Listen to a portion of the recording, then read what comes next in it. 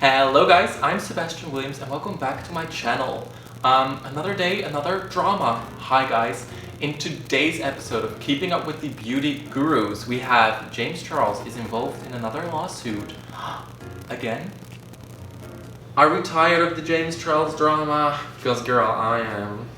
Hey guys, I just literally washed my makeup off and I'm like starting to edit and I hear that the fucking audio is like crackling or like there's something going on, but it goes away later in the video. I apologize. I think I have to get a new mic. I just got a new mic, but she's defect. She's broken. She's cancelled. I'm cancelled. No, but trust me, the audio goes away, so I'm sorry for that, but thanks for watching. Now, I'm here on holiday and I thought, you know what, let me just jump in front of the camera instead of, you know, editing and stuff. So this is just like way nicer. So without any further ado, let's just get into it. Alright, so a little bit of a backstory before we get to James Charles. So there are actually 8 creators who are filing a lawsuit against YouTube for being anti-LGBTQ+.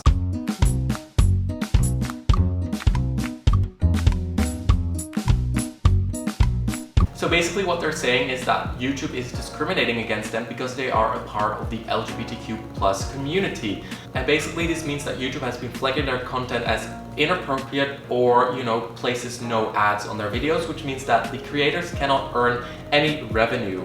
So they're claiming that YouTube has engaged in unlawful content regulations, distribution and monetization practices that stigmatize, restrict, block, demonetize and financially harm the LGBT plaintiffs and the greater LGBT community. And someone has also said that their video has been actually demonetized just because it had the word transgender in the title. Now actually this has happened to me before too. Remember when I made a video about the Teen 10 girls who got kicked out? They were transgender and I put the transgender in the title and it actually got demonetized, which is kind of weird just because the whole video was clean, there was nothing wrong with the video, but still it got demonetized just because of the title that had transgender in it. So now let's get to the relevant part of the lawsuit, which involves James Charles. Hi sisters! Now, these YouTubers are actually mentioning James Charles in their lawsuit against YouTube because they feel like that YouTube only favors people with large audiences like James Charles, and they feel like that YouTube treats people like James Charles differently than smaller creators who are also part of the LGBTQ community.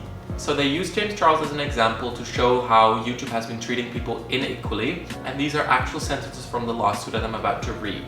Nonetheless, defendants sponsor and monetize explicit and sexualized videos, content depicting bare buttocks without any restriction on a YouTube channel known as the James Charles channel. The James Charles content depicts a sexually ambiguous young man who creates and uploads videos demonstrating female-styled makeup techniques, nail care demonstrations, and recommendations for makeup and personal care products. One recent video even features Mr. Charles at the Coachella Music Festival acting as a makeup guru, in quotations. Mr. Charles is wearing a white G-string and chaps which cover his genitals and expose his bare buttocks. Sorry, I just have to laugh because the picture is just hilarious. The video also depicts Mr. Charles spanking the bare buttocks of another festival attendee who's wearing a similar G-string and chaps in black. I'm sorry, we have to laugh. That's just hilarious that they actually put that in a lot. Imagine like the jury having to read this. That's hilarious. I'm sorry, I can't. Case dismissed.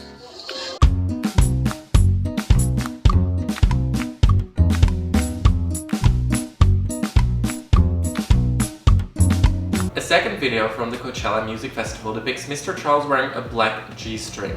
While the LGBTQ+ plaintiffs take no issue and offer no view as to whether defendants should or can regulate Mr. Charles's content, what defendants cannot do is use their unfettered and absolute discretion to apply purportedly neutral viewpoint regulations that apply equally all users of YouTube as a discriminatory, fraudulent, anti-competitive and unlawful pretext to promote content that Google/YouTube sponsors and restricts and harm that of its competitors.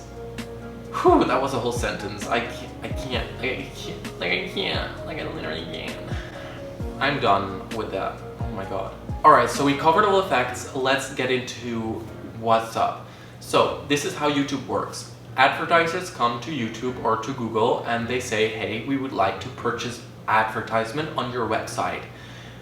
And YouTube says, sure, and they will offer them a price based on, you know, what they're interested in, or like how much or how long they want the ads to be in, or what type of ads. And basically what is happening is, as a brand, you can be like, okay, I'm interested. So let's take an example. Let's take a brand, Sephora in the back of my camera. So let's say Sephora wants to make YouTube advertisements. They would have to come to YouTube or to Google and be like, hey, we are interested in getting ads. We're interested in makeup, beauty gurus, girls, boys in makeup, LGBT, because a lot of people are from the LGBT community are actually interested in wearing makeup. And that basically determines the price. Now, here is where the problem is coming in. So for example, a car brand could literally tick off the box of like interested in LGBTQ plus people. And this means that if brands are able to unmatch themselves with LGBTQ plus, it means that these videos receive less ads, which means that YouTube will promote them less, which basically means that LGBT people will earn less, but they will also not be promoted as much. And this is kind of like where the problem started. A lot of people are actually feeling that they're treated unfairly because of this.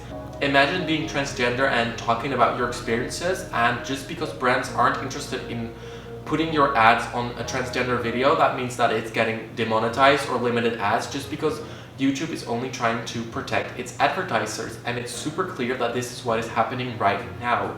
Now here's where James Charles comes in. So what they're basically saying in the lawsuit is they're using one of James Charles's videos to show that his video was actually inappropriate, because he literally showed his ass. Like, that's, you know, he showed his ass that wasn't even shaved properly, which was gross. You better shave next time, please, for everyone.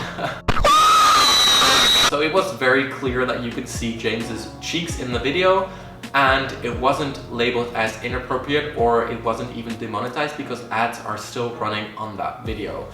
And these creators are using this as an example. So they're basically saying is, hey, why is one person being untouchable by YouTube? And we are, on the other hand, you know, struggling to even get monetized. And that's kind of like the key point that they're making in this lawsuit. They're not trying to use James Charles to like shade him or whatever. It's literally a question like, hey, why is James Charles getting promoted so much on trending every day? And that is kind of like the key point that they are taking from this. And, you know, I somehow have to agree, because I feel like YouTube definitely pushes certain people. Certain influencers are being promoted way more than others. We've seen it happen with Shane Dawson, who would never be on the trending list. Like, someone hated him on YouTube, like they would never put him on the trending list, while, for example, other creators, like I remember Nikki Tutorials back in the day, she would always make it on the trending list.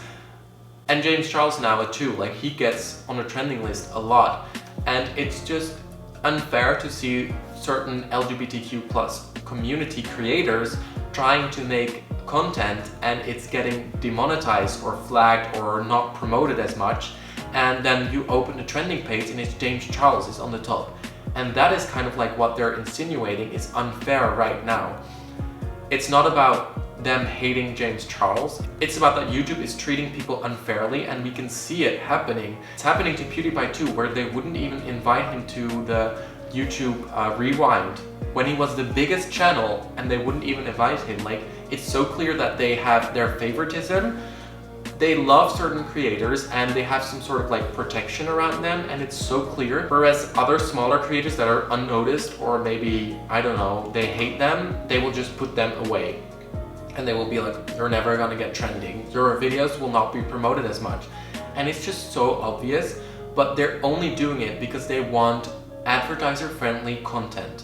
And for example, a person like Shane Dawson or PewDiePie would be considered a little bit more controversial compared to James Charles, whose makeup tutorials are very child-friendly, are very family-friendly, and therefore are very advertising friendly. Brands want to promote their products on those kind of channels. So I feel like that there are definitely certain channels out there who are being protected, or who are bringing in a lot of views and therefore a lot of money, and therefore they will be unharmed or untouched.